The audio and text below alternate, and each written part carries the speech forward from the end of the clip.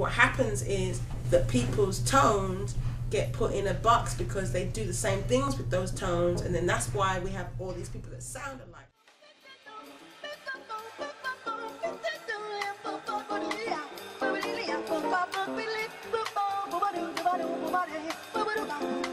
Versatile is the best way to describe Julie Dexter. Never limiting her creativity, Julie embodies the improvisation of jazz, the liberation of soul, and the consciousness of reggae. But simply put, Julie Dexter is an artist. Born and raised in Birmingham, England, the Atlanta-based artist is a classically trained musician who writes, arranges, composes, and produces. My initial introduction to the Atlanta music scene was a Julie Dexter concert in downtown. As fate would have it, I was afforded the opportunity to speak with her about her career, the industry, and her 6th studio album.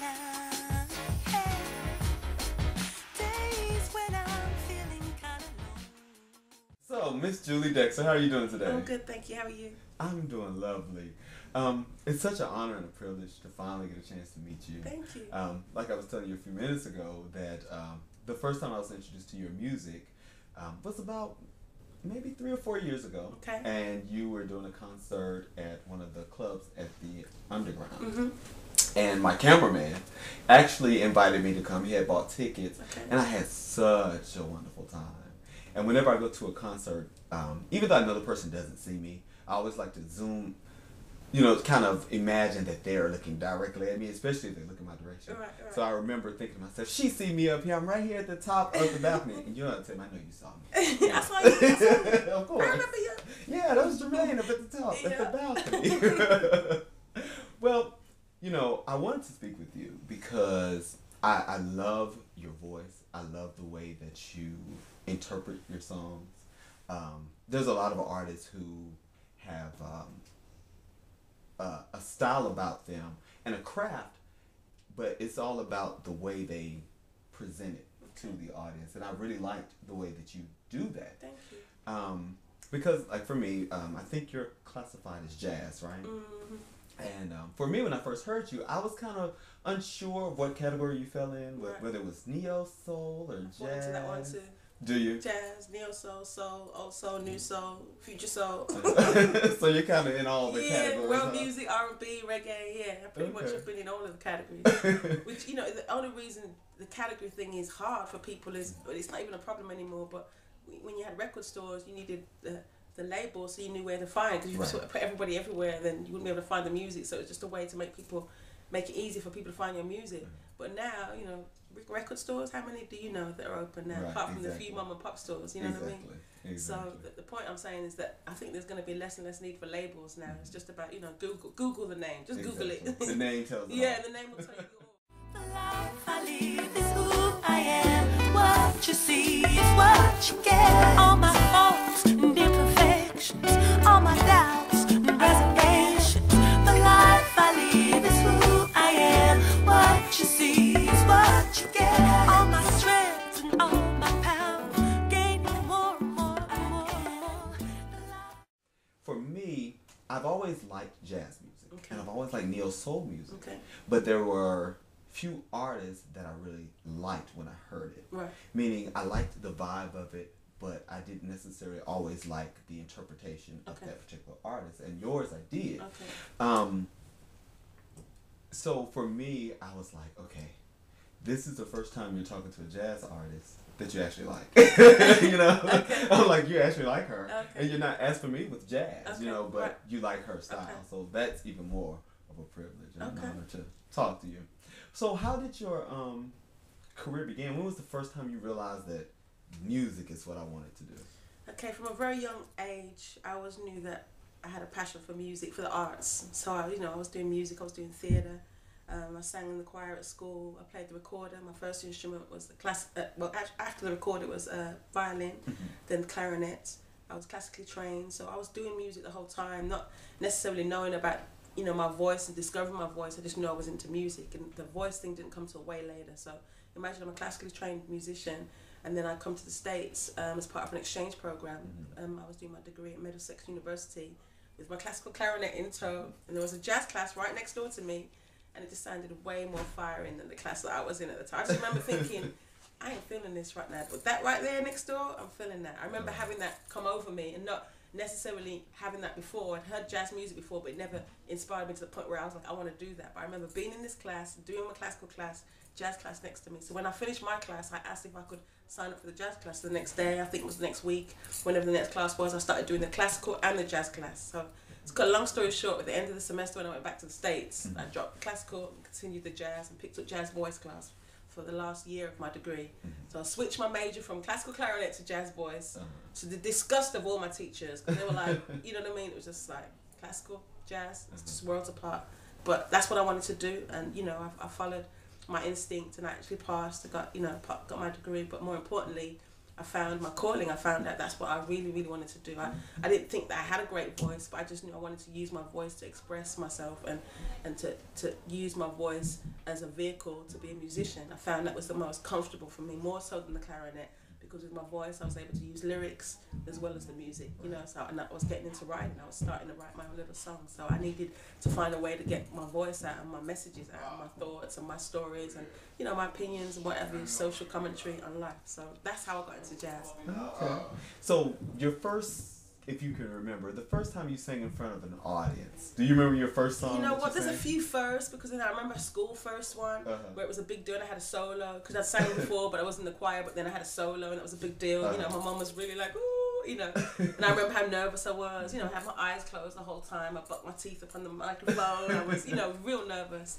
And then I remember another first, which was more, I guess, the professional setting, where I got paid. It was a gig where I was getting money, and there were people in the audience that had paid to come and see this band that I was singing in, and that was nerve-wracking in a different way, because that's different to a school concert.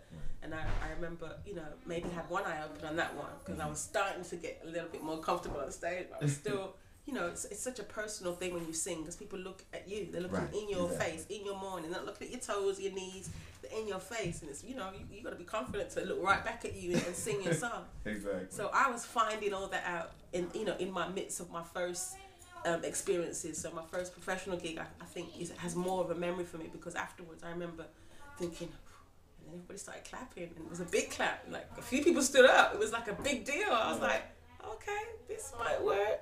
So, you know, I got there eventually, and now I still get nervous, but, you know, obviously I have more experience, I'm more confident, I'm more of a professional, so I know how to address the audience, and even if I have nerves, I know how to hide them somewhat. So yeah, my first were terrible. They were all like, you know, oops, sorry. You know, it was just really bad. Really? Because now, you know, to see you perform and stuff, you just can't tell that you're nervous. It just seems like it's second nature. People say that, but if you ever knew what was going through my head, you would be like, wow, yeah. Really? Yeah. I've mastered the art of covering up my nerves, I think. Yeah. But they're there. They haven't left. They're not going anywhere.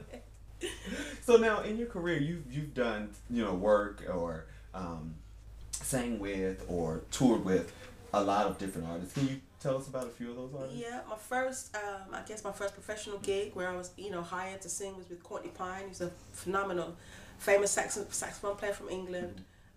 I basically got my first, you know, taste of touring with him. I did a tour of Europe. Obviously England, we did a lot of places in England, but Europe, Germany, Italy, France, Japan.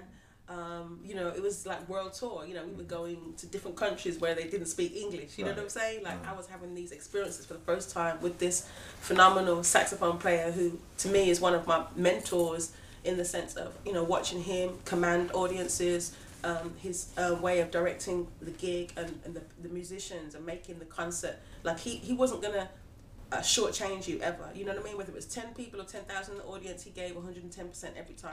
So I learned that from him. I watched him, and every night I was a fan, also working as a singer, but watching him and just being amazed. And I could understand why people were, you know, paying to see this guy, because he just gave an amazing show. So these were my first experiences that made me think, this is how I want to roll. I want to be able to give people their money's worth and some. I don't want you to be able to come out, spend money to come and see me and be like, man, I should have stayed home. I would hate that experience, or hate to know that somebody had that experience. And I'm going to do my best always to give you all of that. And I've got that from Courtney Pine. You know, I toured also with my own band, which was J Life, my first jazz band, and we were working with the British Council, so we were almost like ambassadors for jazz, young black jazz group.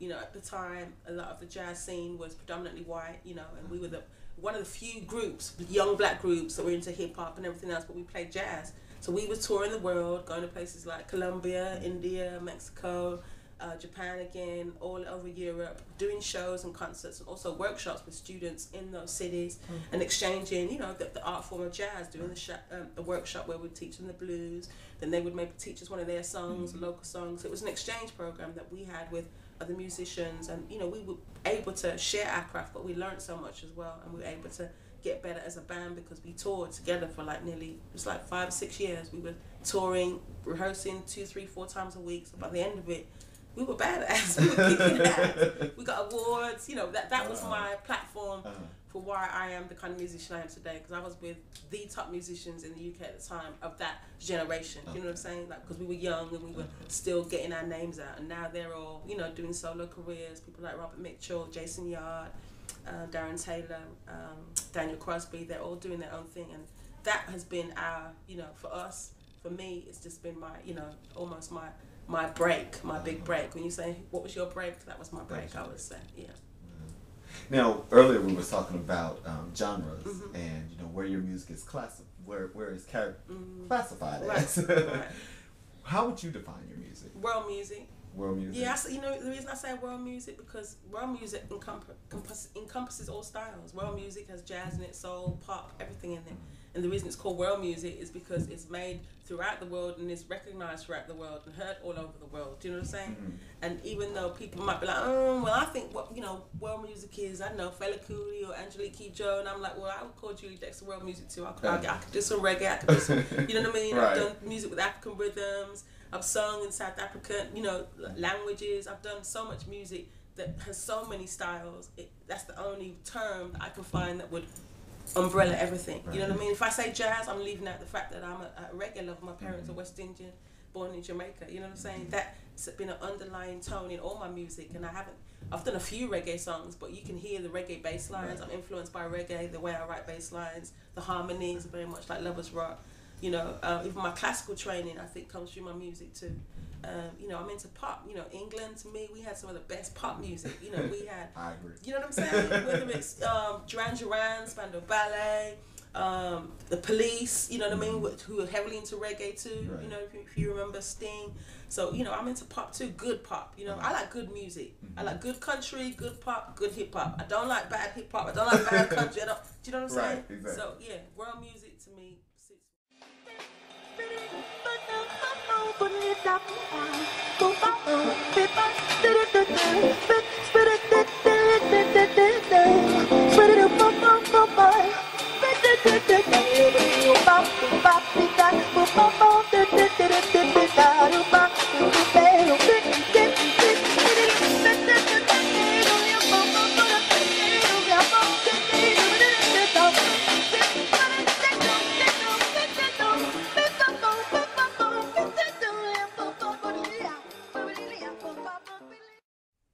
When a listener is listening to your music, what would you like for them to always take away when they hear a Julie Dexter album or a Julie Dexter tour or show?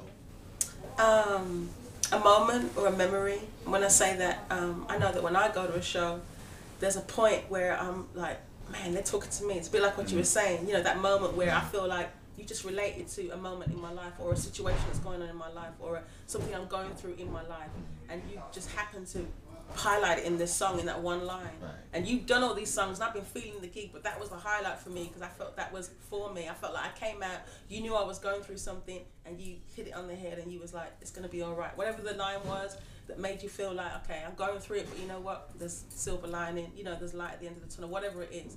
And it's not always that things are bad and it's gonna be okay. I might highlight what's good in you. I might highlight the joy in your life. Right. I might highlight something that's great in your life and make you feel even more joyful than you already are. Do you know what I'm saying? But I want you to feel something, an emotion. I want to be able to tap into an emotion that's real and pertains to you and your personal experience. And I think that's possible because I know every time I go to a show, unless it's somebody who's, you know, really terrible, really bad, I have a moment when, you know what I'm saying, there's a lyric and it'll be like an aha moment. I'll be like, ah, or, you know, you'll hear something you didn't hear before. Might be the first time. You heard the song 20 times and then you'll be like, I didn't catch that before.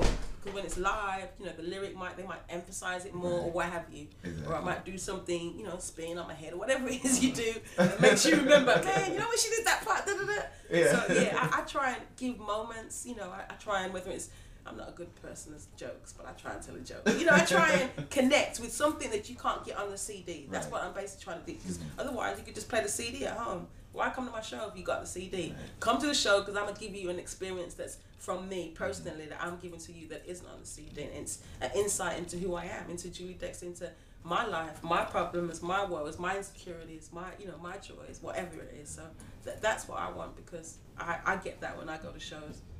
Always, you know, and maybe because I'm looking for it too, you know what I mean? Maybe I've had a bad day and I want to go to a show and be uplifted and, you know what I mean? Right. Forget Just about me. release everything. You know how it is. You want to go to a good show, you're excited. Exactly. You want to hear some music, you want to, that's my jam. You want that, you know, man, Exactly. that's for me. I want to do that for people. I want to be able to do that. Now, I also saw in an interview that you were saying that, and I'm not sure if this is exactly correct, so Okay. correct me if I'm wrong. Okay. But that you were saying that you kind of, the studio thing is cool, but you like the touring a little bit All more day, than all day, the studio. all Why day. is that? For the same reason, like studio, I find personally, a lot of people like studio more so than live. I find the studio, it's a very clinical process. You got headphones on, you're in a little box, you're in a booth. You know, if it's in the, there's two ways to record, like I've done anyway. There's the live, which is perfect for me, where everybody's playing at the same time, where you count off, everybody presses record, and everybody's playing together, and you do a live take. Like a lot of the older records, like a lot of Aretha Franklin records were back then, Earth, Wind and Fire, you know, it's all the musicians playing. And then there's the other way, which is what I've done in the recent years, is where you sing over beats. Producer produces the track and you just sing your vocals. And that's even more clinical because you're just singing to a track. You got your headphones on and you sing into the music that's been produced in a track that's squashed down and compressed. And you know what I'm saying? Like, it's very clinical. It's very hard to get into the vibe and, you know, imagine the people, you know, I'm always trying to imagine that I'm singing in front of an audience. I'm always trying to get in the character. I don't have to do that live. When I'm on stage, that's real. This is about here and now. This is about a moment in time with me and you, and this will never happen again in the same way, because even if you come to my show tomorrow, it'll be the next day. I might be a pound heavier, a pound lighter, I might have more problems, I might be happier, sadder, I could be, you know what I'm saying? So many factors that change, but yesterday is gone. And that moment is different, and I'm not going to sing exactly the same way. Even if I try, the nuances might be different, my solo might be different.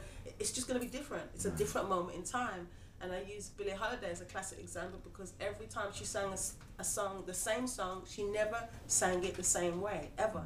Because she was so in the music and the moment. So she, you know, if you get into it, it's not possible to, because you're getting into that moment there and then. And you can't beat, that's priceless for me. So I know I'm going to be touring until the day I die, because the studio thing, it's not the connection that I can't make the connection with my audience in the same way. It's like you just captured one moment in time, and when you keep playing it, it's going to sound the same each time. Right. It's that same moment, you know what I mean? Right. Whereas by the time you see me live, I'll have grown with that song. I know it better, I can sing it better, I can really put my emotion into it now. I've done sang it 100 times now, so I've got to be able to, you know what I mean? Get into it in a whole nother way. Maybe I'll get some insight into that song, and I'll get into the lyric and be like, oh, you know what, I'm going to go higher up this time, or I'm going to do this riff here, or whatever it is. So I'm growing with the music just like everybody else, but with the CD, it's not going to sound any different. Live, you'll be like, what happens is, I tell you what happens, people will be like, I cut the CD, man, but man, that live show you did, can you do a live recording? Like, people keep asking me, they want me to do a live recording on the CD, because my live show is night and day to CD. Have you ever done a live recording? That's what we're trying to do on the show that you came to. Oh, really? Yeah, we were attempting to do a live DVD, which is Julie Dexter Live, but, you know, due to technical difficulties, it didn't come out because it doesn't look good, the sound was messed up, and, you know, but that was my attempt at, so that you would be able to say that you've captured Julie Dexter. You can play that over and over again, and it's live, you know what I mean? And it's a whole nother experience to the CD. So I'm still trying to make that happen. That's on the board, on the cards for the future.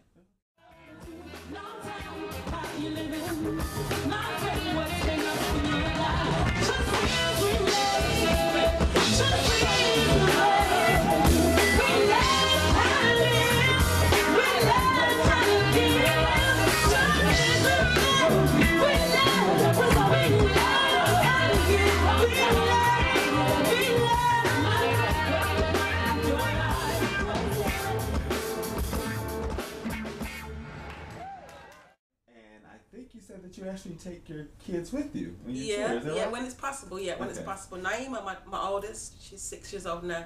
She was lucky because we're pretty much you know, we chose to homeschool her up until she started school. So it's not like we had to take her out of school. But you know, the first she was like 3 months. We went to Sweden. You know, a lot of these memories she doesn't have, obviously, because she was so young. But we got the pictures to prove it, and the fact that her passport, she got all these stamps. No one don't believe her. She'd be like, check, yeah, she'd be like, check her passport. But the beautiful thing about it is that even though you think they're too young to remember, it does have an effect on them. She's, you know, she's very, she's very smart, firstly. I'm not just saying this because she's my daughter, but she's worldly already. Do you know what I'm saying? Right. She has an outlook on life that is very wide because of where she's already been, the kinds of people she's met. She's heard different languages, she's heard different accents, she's tasted different foods. Right. And she's only 6. So already, to me, that's like the best platform for any child in terms of, you know, there's no ceiling for her. There's nothing that she feels she can't do or no place she can't go. She's been on a plane. She's you know what I mean? She's done some serious traveling. She traveled more in her first 6 years than I did nearly in my whole life. Right. Literally, she's done that much traveling. And I plan to do the same with my son, you know, as long as it's physically possible. But the point I want to make is that a lot of the time we try and shower our kids with stuff, you know, monetary things, giving them stuff and that. But traveling is one of the best gifts that you can give your child. I tell you, I'm like, right now I'm an advocate for it because it's like, it really does stabilize your child because they have to get used to, you know, it's like if you're too stable, you kind of get nervous when you come out of your zone. Do you know what I'm saying? I don't find Naima has that problem because she's very relaxed wherever she is and whatever setting she is. And it's actually made her very confident. She's excelling in school. She does, you know, she reads. She wants to learn about stuff. She's keen to learn about all this stuff. And I think a lot of that has to do with the fact that we travelled with her from a young age and we took her to shows. Both her parents are musicians, so if her dad's not playing keys or her mum's not singing, she thinks everybody's parents does. That's normal to her. Right. Exactly. And I'm happy for her to feel that way, you know what I mean? That it's normal that you travel and you do stuff with your parents and it's not, you know, a box situation where everything is routine and strict and, you know, there's a routine to some degree, but in terms of your life, you know, one day you might want to go here, next day you might want to go there, and that's fine. I was foolish and blind. Now I pay the price. I'm here raising a child in your home with your wife. Oh, ask myself over again. I know the things I know now. Things have been different. It's easier said than done. At the end of the day, what do you do when you love someone? Now, in terms of your music, you know, we've talked about you touring. You also produce your music. With your newest project, New Again. I'm curious to know what really inspired the title of the CD, the album. Okay, so New Again is my first release since first solo release since 2005, Conscious, and since 2005 I became a wife and a mother of 2. Actually, let's get it right, a mother of 1, because when I finished New Again, I basically found out I was pregnant a month after I'd finished the album. But the album was already named and everything. It's already called New Again. You know, all the titles, if you go back and listen now with this newfound knowledge, you'll be like, okay, there's something right there. Because, you know, some of the songs, it's like, almost like I kind of knew but didn't know. Do you know what I mean? Like New Again, obviously, you know, I'm about to be a new mom again, with a new baby. So anyway, imagine. So I'm about to put the album out and then I find out I'm pregnant. So we ended up actually, it wasn't for that reason, but I ended up stalling the release of the album and bringing it out a year later just because we wanted to, you know, get the market and everything ready for it, not just stick it out like how I always normally do. Just put it out and that's it. You know? Okay, has anybody heard the new CD? No, because we didn't hear about it. We didn't know it was out, you know. So the new CD was pretty much, it started with one song, which was actually the title track, New Again, which was, the whole album was produced by a producer in Chicago, Steve Miggity Maestro. So he gave me this one track. It was the title track, New Again, and the first time I heard it, I remember thinking, it was just reminiscent to me of old school Rolls Royce, you know, stylistics, like old school soul. That's the first vibe I got from it. So when I was writing the song, the first line I sing is reminisce of the first time. Because I'm thinking about old, you know, back to the olden days almost, you know what I'm saying? Like how soul music used to be. Like I remember when I was writing the song, I pictured myself looking at my mom getting dressed. I remember my mom used to get dressed, going out to go to the club one night. She'd be putting her makeup and lipstick on, and the music that we were playing in the background, because she would have music on, would be something like Stylistics or Rolls Royce, you know. So I associate that whole time as me as a child. So it wasn't my music because I wasn't dancing to it, but I was into it. Right, you know what I mean? exactly. I wasn't old enough to understand the music, but I felt it. It was touching my soul, you know what I mean?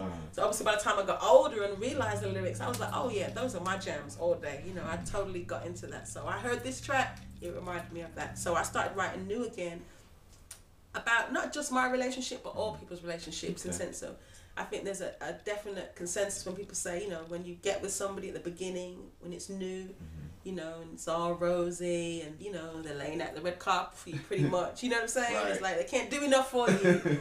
But when they got you in the catch, Exactly. that's it. It's done now. Well, I got you now. Why I gotta do that? Tell you I love you. I told you that 20 weeks ago. Why I gotta tell you again? You know, that whole thing of yearning for that feeling again, you know. So that's what New Again is about. That song is about, you know, wishing it was like it was at the beginning. We all know it can never be exactly like it was because, again, time changes and it's like you're not new anymore. We've known each other 3, 4, 5, 6, 10, 20 years. Right. So, but there's still a feeling, I feel, that, you know, I'm like fighting for the girls. Like, we still want to be told, I love you. You still want that rub on the back or the shoulder or, you know, that little thing that maybe it's like unsaid where you don't even have to say anything. Right. But you give them something that lets them know that I feel you, you know?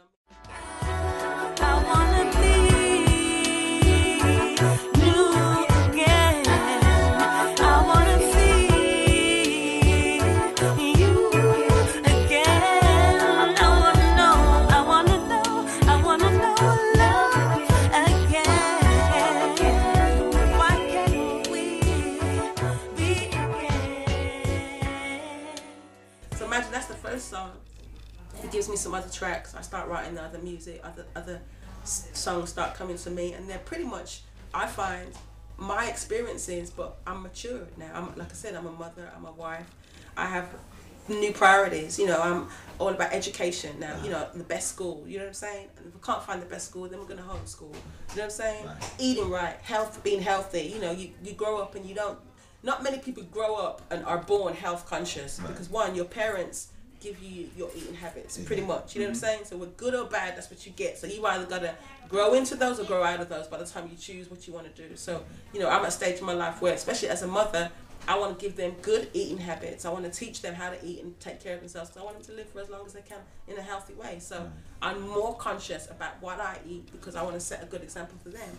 So again, those kind, I didn't write a song about healthy habits, but I'm writing songs about, you know, being able to live longer in the sense of how you perceive life, you know, smiling, that's a bit being healthy. People walk around being miserable and depressed, that's unhealthy.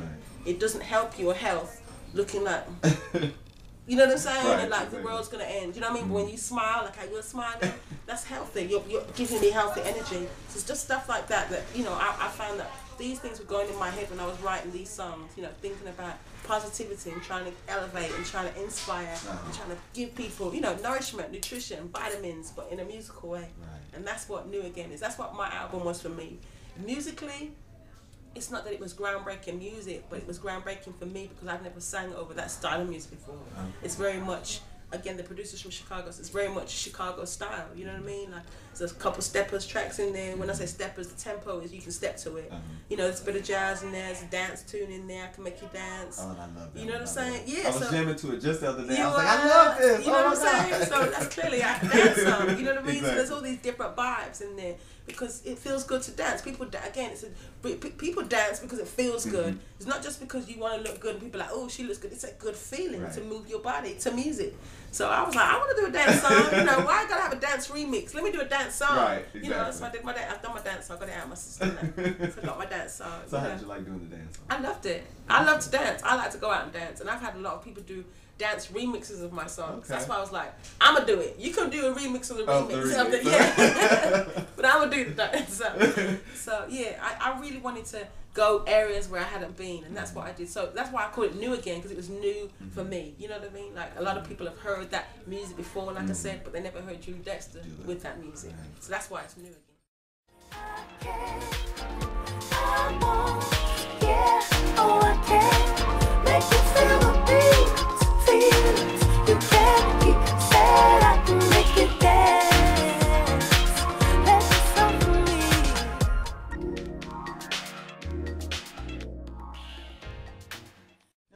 noticed that I think on this particular album, you use the same producer. Yeah. And a lot of times when you hear people talk about their CD, they're always talking about, and this person produced this, and this person produced that.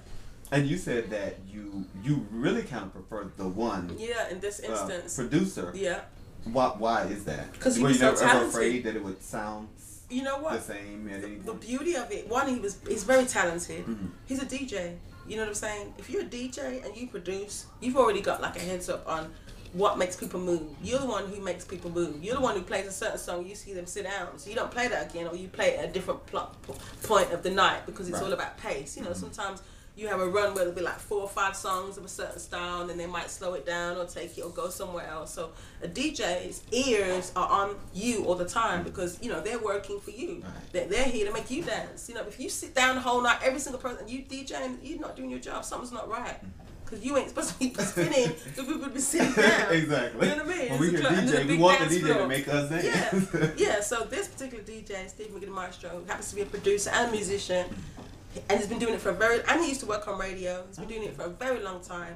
His palette alone, I mean, firstly, I chose my album out of he probably paid me about 50 tracks, I'm not kidding you. Really? And there was so much variety in that music, I was able to, I feel, choose out of those tracks enough varieties, I was able to make this album. You know, I don't think there's any two songs that sound exactly the same. The consistency or the constant factor is my voice and his style of production. But like I said, the tempos are different, there's different styles, there's the jazz, the dance, the soul, you know what I mean? Like it's so many different styles that we covered. That wasn't my fear of, oh, it's all going to sound the same. Whereas I've worked with certain producers where I know I wouldn't be able to do a whole album with them because their style is not so much limited, but once I've got what I need out of those 2 or 3 tracks, that's pretty much all I'll be able to get in terms of what I want. Whereas he had so much more for me, because I kept playing it. I was like, what's that? What's that? What's that one? He kept playing stuff like real innocently, and I was like, huh? You know, like literally, I want that. So you felt like a kid in a candy store. Exactly, that's exactly. Like, I don't know which one I want. Yeah, and it was hard for me to choose the 12 that I did, because I had more, than I had to keep whittling them down. Okay, which one's gonna make it? So yeah, it was a beautiful experience, because it's not always like that. Normally, it's like, okay, have you got anything else? What else you got? So is that everything there? You know, it's like exhausted. You know? You're tired. Yeah, by the time you're done, it's like, okay, forget it. Yeah, exactly. So I was excited about the fact that I was able to get more than, you know, enough variety for me anyway. So now, as a songwriter, do you ever venture out and write for other people at all at any time, or do you strictly? Just no, I'm open for it. I'm interested in it. I haven't yet been able to place my songs with other artists that want to sing. I actually know other people that have sung my songs that I've already recorded, which is quite flattering, you know, because they're not famous or huge hits, but people are like, I sing Peace of Mind, or I sing Ketch A Vibe. I'm like, really? Wow. Yeah, just don't mess it up. Yeah, don't mess it up. Don't sing it better than me. No. But no, I haven't had the opportunity to write for another artist yet. I'm still, you know, working on how the politics of that, you know, placing your songs with artists, because that's, you know, very, very viable income if you could get that hookup. Yeah. But yeah, I'm open if anybody wants to, you know, say, hey, write me a song, give me a call, I'll be there. Okay. So now, you know, with you having, you're kind of in all areas of the business almost.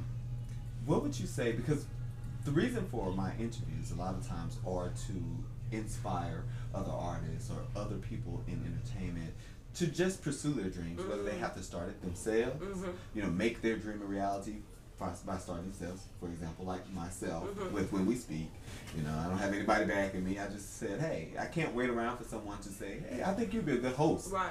Well, just start hosting. Right. I know that's right. Now, with isn't it crazy? I forgot what my question was. Oh. So thus far in your career, what do you think has been, maybe, you know, with learning the business and all different aspects of it, what would you say probably was the biggest lesson that you've learned in the entertainment business? Biggest lesson I've learned? Well, you know, you're always learning, constantly learning all the time. I think that's the beauty of life. You know, if you're not learning, you're not living. Right. That's the whole part of it. So for me, there's been many lessons, but I would say maybe one of the biggest lessons is, I mean, really simply, just, you know, to be yourself. You know what I'm saying? If you're yourself, like truly unique to yourself, you will stand out, because no two people are the same. Even though we are similar, we might have similar experiences, similar styles, our voices aren't the same. My voice can't be the exact same as yours. You know, my makeup is different to yours. The way where I grew up, where you grew up, the kind of food you eat, just the tone of your voice, your body, your whole tone comes from how your body is. You know what I'm saying? And your tone is your tone. You can't change your tone. You can sing in different ways, but your tone is your tone. That's why Shaka is Shaka, her tone. Aretha Franklin, Sade, Stevie Wonder, their tones, they're immediately recognizable. What happens is that people's tones get put in a box because they do the same things with those tones, and then that's why we have all these people that sound alike. Like now, there are less unique sounding artists because everybody's doing the same thing, singing the same way, doing the same riff with the same producer and the same songwriter, and he's writing for 20 different artists. So those 20 artists are sounding very alike because it's very hard for them to sound unique if they're not doing something unique. They're doing something that's been done before by 100,000 other people. Do you know what I mean? Right. So that's why people like Esperanza Spalding comes out and is the freshest thing ever because she's just doing her, she's being herself, she's being true to herself. And Adele, you know what I'm saying? What happens is people like that, they're so successful that everybody jumps and they're like, okay, she's fresh, I'm gonna follow her, I'm gonna do what she's doing. So everybody's trying to sound like Adele. Right. You know what I mean? Good luck trying to sound like Esperanza and learn the bass, better start practicing. But you can try. Got a lot of work to do because she's, you know, she's a musician. He's, you know, fully studied and been doing her craft since, you know, many years. Right. So, you know, the Beyoncés, the Rihannas, people come out and they, everybody starts trying to do that. And it's just like, you know, so the radio comes on and you don't have XM that tells you the artist. You just listening and you don't know who it is. Right. But do you think that most people do it because it's popular, or do you think they're afraid to go on the limb? It's both. It's popular, so they think it's worked for them. Why can't it work for me? They can make money, so why can't I make money? They don't realize the whole thing. Well, they've made their money on that. You need to find your niche so you can make your money. It's like you trying to make her money. You know what I'm saying? It's like you gotta make your money. So that's why I was like, that's the lesson that I've learned. Not that I ever tried to sound like anybody else, but you know, I feel like in this game, the tortoise and the hare, and I'm definitely the tortoise in the sense of there's way more people know the hares in this game because they've had the backing, they've had the money behind them, the billboards, they've been on BET, VH1, they've had videos, they've had all that. That's the only difference between me and them. They've had all those things and I haven't. But we're still in this game together as artists. You know, I'm still doing my thing as an artist. I'm still writing my songs, singing my songs, touring, reaching people. Even if it's every day one person discovers me, I'm still getting my groove on. Exactly. You know what I mean? The only difference is I don't have this huge machine behind me to let everybody know that I'm doing what I'm doing. But I'm still keeping unique to myself and doing my thing so that people are, when they discover me, are either into me or they're not. But they discover something. Oh, I'm feeling her. I've never heard that before. Right. Okay, that's Julie Dexter. Okay, I'm gonna get with that. You know what I mean? And that's what's been happening for me because I haven't been like, okay, I'm not successful. I haven't got the machine behind me. Maybe I need to do this to get the machine behind me, and then I'll be cool. And that's where I would have failed, I think, in my career.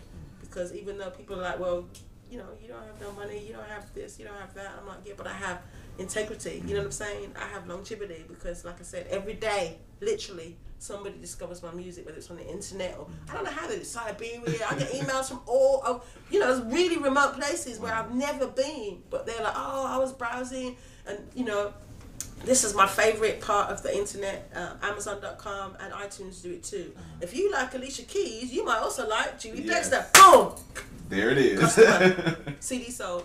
Right. I haven't met you before. I ain't spent a penny trying to give you that information, but you just found out about my music. I love that. That's the best. So I can still be me and still get my name out there and still get the word out there. It's a slower process. It takes longer, but it's happening. And I haven't sold myself where I'm in a position where I hate doing this. This isn't me. I want to go back to doing me. I'm still doing me. I've been doing me. I haven't changed doing me, and I'm going to continue doing me. And that's, you know, what I'm most proudest of. You know, in my career, I can say I'm a success because every penny that I've earned has been from music, whether it's teaching, singing it, writing, touring, you know, every single cent. I haven't got a day job that supplements what I do. So in my eyes, I'm a star, I'm a success. You know what I mean? Wow. In other people's eyes, well, you know, Beyonce sold gazillion, da-da-da, and blah, blah. Yeah, guess what? We're still making a living out of what we enjoy, out of our passion. Exactly. So we're the same. Right. And success is always, based on the person. Yeah, it's relative. What you depend. Yeah, that's my think success. is Yeah, I don't work for anybody other than myself. I'm my own boss. I work for me. If I don't get up, that's the best job to have. That's what I'm saying. I love it. I'm gonna pass that on to my daughter too. My mother was the opposite. She was like, you need to get a proper job. This music thing is cool, but you need a proper job. Proper job is benefits and security. I had to break that down for my mom. There is no, how much people get laid off every day? There is no secure job. You know what I mean? And the benefit benefits them for their benefit. They call it benefits, but it's for their benefit. Do you know what I'm saying? It's like, it's not for your benefit. I'm not down with that. So I've changed it over to the point where my mother is now on my side because she's seen that I've been determined. And she now, my daughter's a singer, she sings all over the world. Yeah, she's proud of me now. But one thing I love to do is to pick up a CD at a store. It's totally different. I was just curious what you think about this. Is because I like when I meet people like you, I want them to sign my CD. Yeah. So I can always remember that. What do you think is the downfall to the new age of the internet? Like with the stores, I think that you lose some of the, what I guess consider to be the fun part of having someone's album. Because me, since I sing, I like to look who wrote it, who's playing on it, what they said to the family and all that. So I like that. Yeah. But do you think does that really matter to you, or do you miss that too? To me, it matters. I'm like you. I say this all the time. When I'm doing my shows, I'm trying to sell I got my CDs. I'm trying to sell my CDs. Right. And the reason I'm trying to sell them, I'll be like, look, I know y'all got iPhones, and you can do the download, iPod, this, but how about I buy some CDs tonight? Why don't we buy some CDs so that you can find out who wrote the songs, what the lyrics are, and read my liner notes and my thank yous. And guess what? I can sign it for you. I can't sign your iPod, so you can't get my autograph on your, that's my pitch. Literally, because I'm trying to sell my CDs because I'm going to keep printing them because I believe in what you just said. I believe that, I'm from the school of, I used to sit down at home with the vinyl, open it. I used to love the smell of the vinyl. Right, exactly. I've opened it a zillion times, and I'm still enjoying reading this, reading the lyric, reading the liner notes, finding out who it is, and just while I'm hearing the music, having that experience. Like now it's got strung to a CD, but the vinyl, it was like there's a big piece of, you know what I'm saying? Like I used to love that. And the CDs, it's kind of still there, but when you take the CD away, there's nothing there other than the iPod, and it's all very digital, and I can't, it's not as tangible. I can't feel it the same way. So I am going to keep printing CDs while there's still CD machines making CDs. When they crash those, then I'm going to be, okay, I'm about to make my own CD machine. I'm serious. You're gonna have a CD company I'll have a CD company, and I'll manufacture them, because there's going to be some machines somewhere they're going to sell, and I'll be able to get it for cheaper. You know what I'm saying? Exactly. I planned it because I believe, like you said, I am in the tangible, the reading, the liner notes, all of that, and even the artwork, the picture. You know what I mean? Exactly. You want to see the pictures. Yeah, and people put so much time and effort into it. Yes. And so that's the reason why I like to get it. I mean, I will download something. Yeah. But I prefer being able to buy it. Yeah. It's because I remember I was looking for a particular CD and I wanted it so bad. Another thing, because I hate waiting for stuff. I know. And so, since I want the CD, I'm like, okay, I can order the CD on Amazon, but I want to go into this particular store I went to. Actually, the same store I bought your CD at. Okay. Moves Music. Daryl's. Yeah, I wasn't going to say that. I wasn't going to say You what? Well, maybe I should, because I was looking for a CD. They did not have it. Really? And I looked online, they had it, but they didn't have it in the store. Really? Maybe I should say that. Yeah. To get it out He'll there. get it too. He will. He will get But it. I was looking for this particular CD, and I was so upset. I was like, oh no, I want this CD right now. But, that's one thing I love about there, because that's one place in Atlanta that I know I can go when I'm looking for artists and stuff like that, which I knew of you before I went in there. Right. But, it gives me a chance to find out about artists in Atlanta. Right. And a lot of times, I don't think that we have that many vehicles to really publicize us, and which was why I wanted to do my blog about independent artists and talk to other independent artists who have done it or are doing it. Right. Because they don't have a lot of platforms. No, they sometimes, don't. The internet is great. Yeah. But so I figured, well, why not use the internet as that platform for them to talk? And, and not only just get a chance to meet their music, but get a chance to meet who they are. Right. Because a lot of times we get a chance to meet the music. Right. And, in the live performances, but we still don't fully get a chance to meet the artist. Because, you may not have talked about your daughter, in a concert. Yeah, exactly. But now we get a chance to talk to you. of course. And it's always you know, even you get a better understanding of Yeah. why they do what Yeah. they do. So. And where they're coming from too. Exactly. You know what I mean? Because if you find out realize where somebody's coming from, it all starts to make sense too. Because you just receive something and you're like, okay, this is what it is. But you're curious, like, how did we get there? What was it like? How you asking? What's your inspiration? What made you come up with that lyric? You know, what was you thinking when you did? You know what I mean? Like, we are genuinely, as humans, we're just curious. Yeah, That's like exactly. we want to know. So, and I want to know. You know, I love like unsung. I love any documentary stuff that the backstory to me is. Why the story is so great. Exactly. Give me the It backstory. I leads you want to to that know. Oh my point, God, yeah. I love unsung. I love Me too. love it. I love it too. because I've learned so much about whether it's Minnie Riperton, Donny Hathaway, just the not just the tragedy, but because it always goes from they were born here, what school they went to, and you're like, wow, this is why this person was so genius. Wow, this is why this it makes you love them even more. Exactly. And you want to know these things, and then it's obviously sad, especially like I remember crying watching Minnie Riperton. Obviously I knew she'd already passed, but when I realised, and the one line that stuck with me is that she was like, I don't want to leave my babies, because it's not like she died in an accident. She knew she was dying. So when like, how do you deal with that? As a musician, she put it in her song. She sang about it, that back down memory lane. You know what I mean? I was just like, I was bawling. You know what I mean? I never met the woman, but I was bawling watching that. Touch me, think about it now. Just touch me. Exactly. I don't want to leave my babies. Oh my God. So yeah, I love the backstory. Makes the story even greater to me. With you, a lot of times you don't do with your singing. You don't do necessarily a lot of vocally impressive things. Right. Instead you try to evoke emotion out of the person, like like Nina Simone, or I'm trying to think who is the other person you listed. Nina Simone, Billie Holiday, and why do you? I mean, what do you think is the where do you find the balance as an artist? If you was talking to another artist and you had to kind of explain that to them, the difference between them and where to find their balance in them. I think every artist is different, and every artist has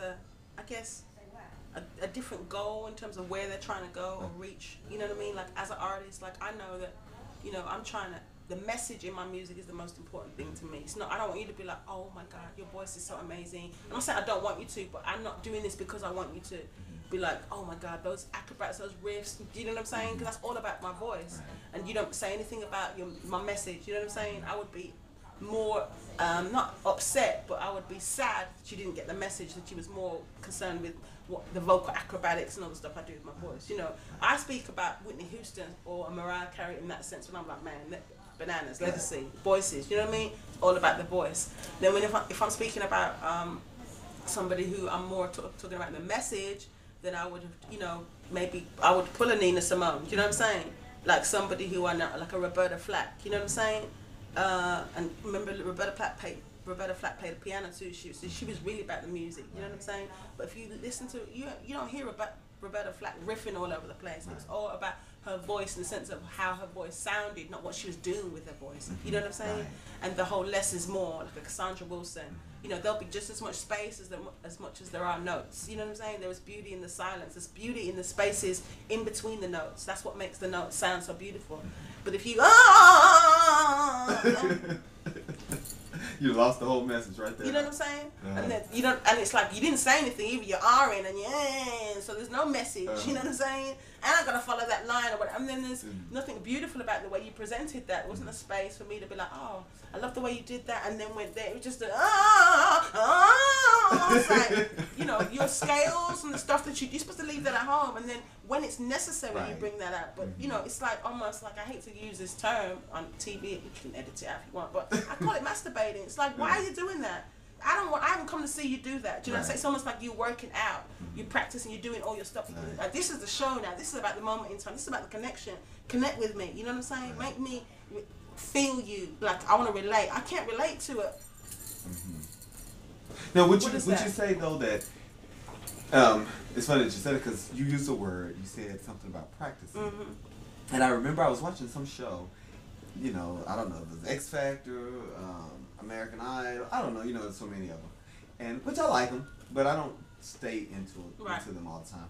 But someone said something about they felt like the person who was doing all that was standing in front of them instead of auditioning. They were practicing.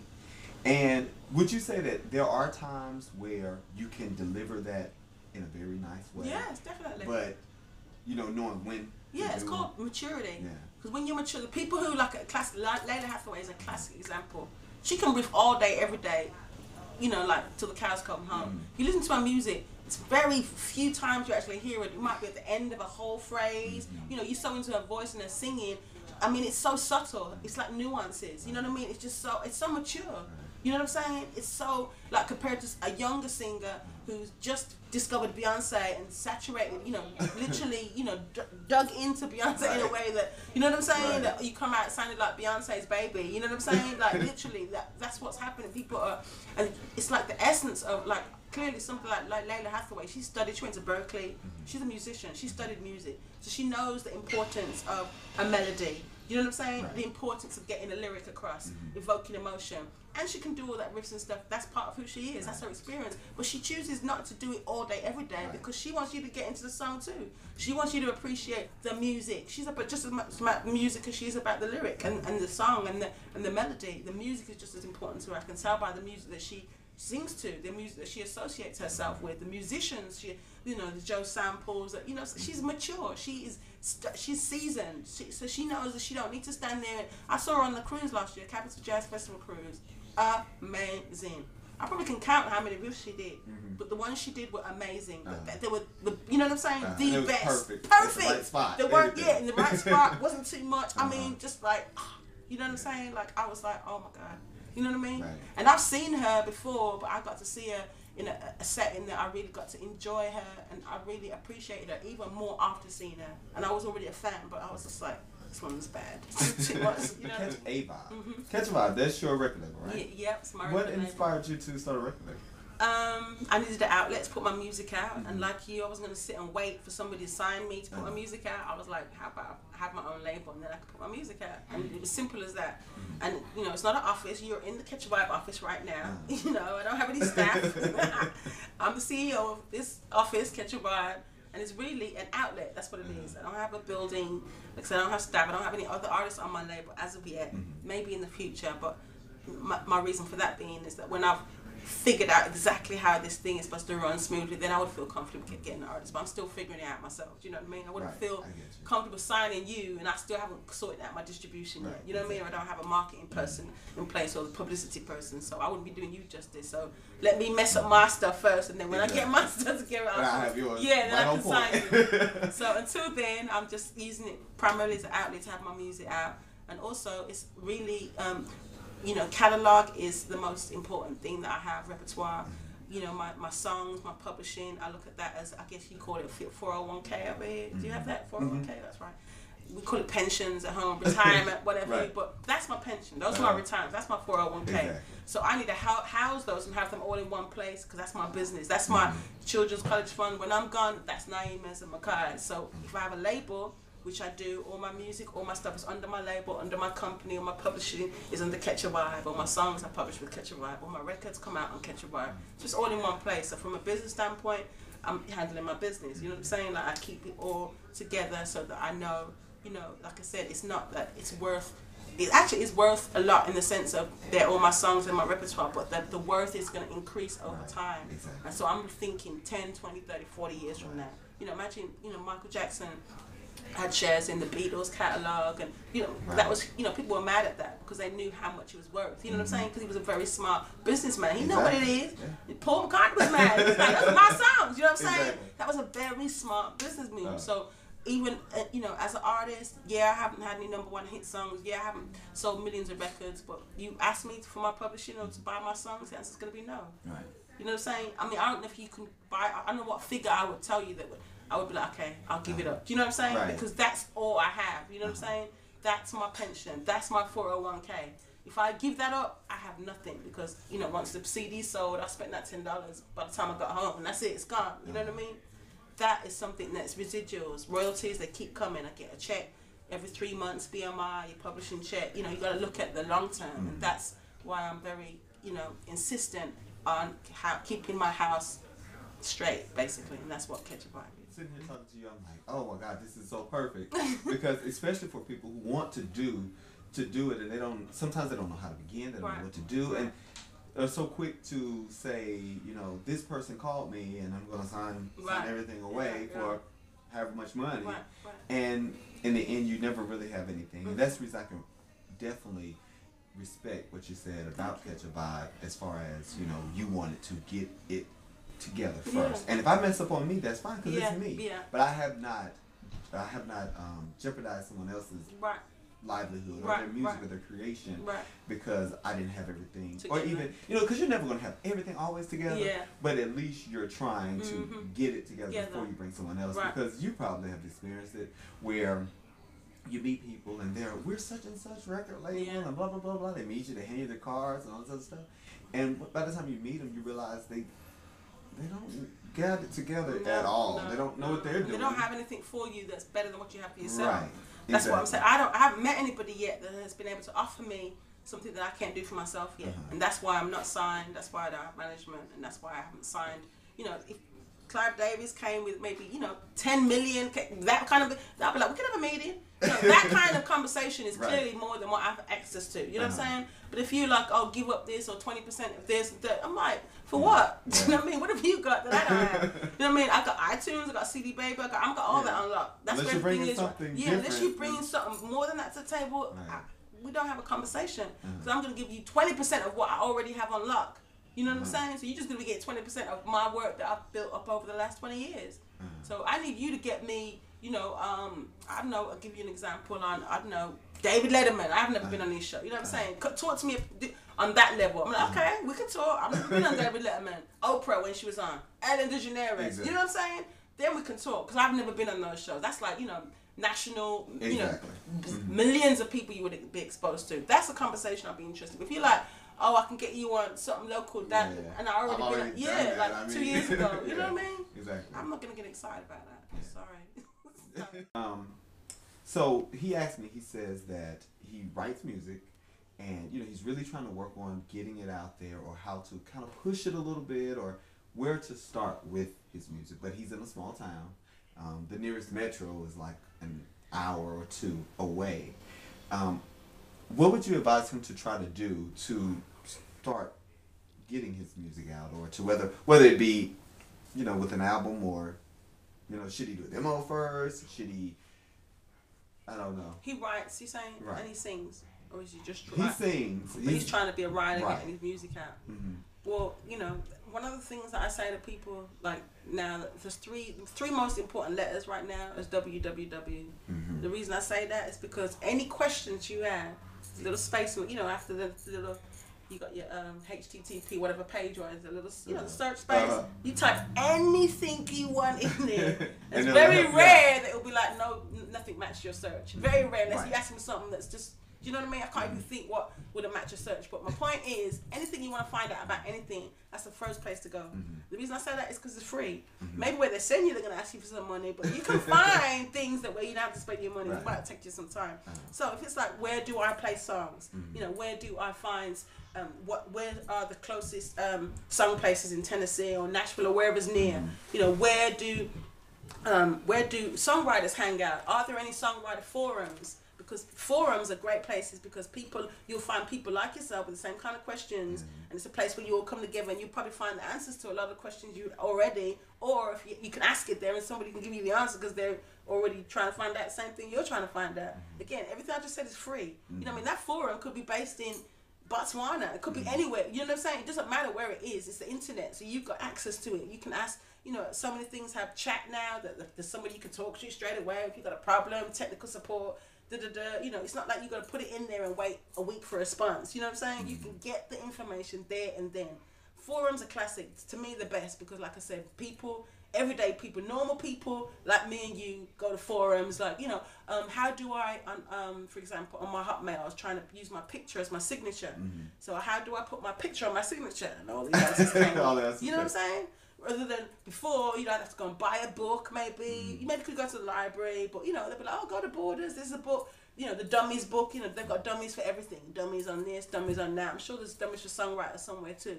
Yeah, you can spend some money to do it as well, but before you spend a penny, if you spend a day on the internet, see what you get. Okay, then do a weekend, then do 3 days, then do a week, and you'll be spending the next month chasing up all the leads that you found on the internet. Right, exactly. You know what I mean? Like I have yet to still do this with all the CD stores that are still left, because there are still some left. This is one of the projects, one of my things to do. Find the CD stores that are still left to put my CDs in those stores, because there are people who still want to buy CDs. That's something I need to do. So I need to put in that search, you know, CD stores in Tennessee, CD stores in Texas, CD stores in... It's tedious, but it's free. Right. If you got the time, you can do it. Exactly. That was the kind of advice that I give people, because most advice you give people costs money. You know, they'll be like, get a lawyer, you know what I'm saying? Exactly. You better have some money for me, you know what I'm saying? I don't have no money, so I give people the advice that I'm looking for. I'm imagining that if you have, then you know what to do. If you got money, you know what you need to do. Yeah. You know what I mean? Money's always money's like, you can get anything done. But if you don't have the resources, www all day, every day. It's the best 3 letters that came out in the 20th century, I promise you. I swear by them. I do.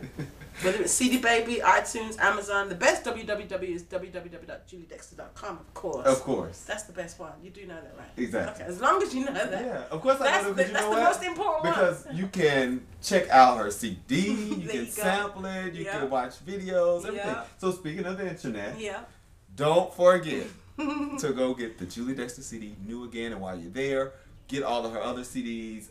What is this? This is the 5th or 6th one. Well, if you're talking about my solo CDs, I've got 4 solo CDs, and then I got, let's go backwards. New Again, then I did Moonbossa with Kyrie Simmons, which is a Latin CD. Conscious was my solo CD for that 2005. Dexterity, 2003. Peace of Mind, 2001. And then before that, if you're really hardcore Julie Dexter fan, you know about J Live, which is my first jazz CD. That's a straight ahead CD that came out in England. Okay. So definitely go check out all of them. I got this one at Moods Music in Atlanta. So thank you for having the CD, as well as I'm going to get mine signed because I'm old school. So until next time, thank you for watching When We Speak, and remember that death and life are in the power of the tongue. When we speak.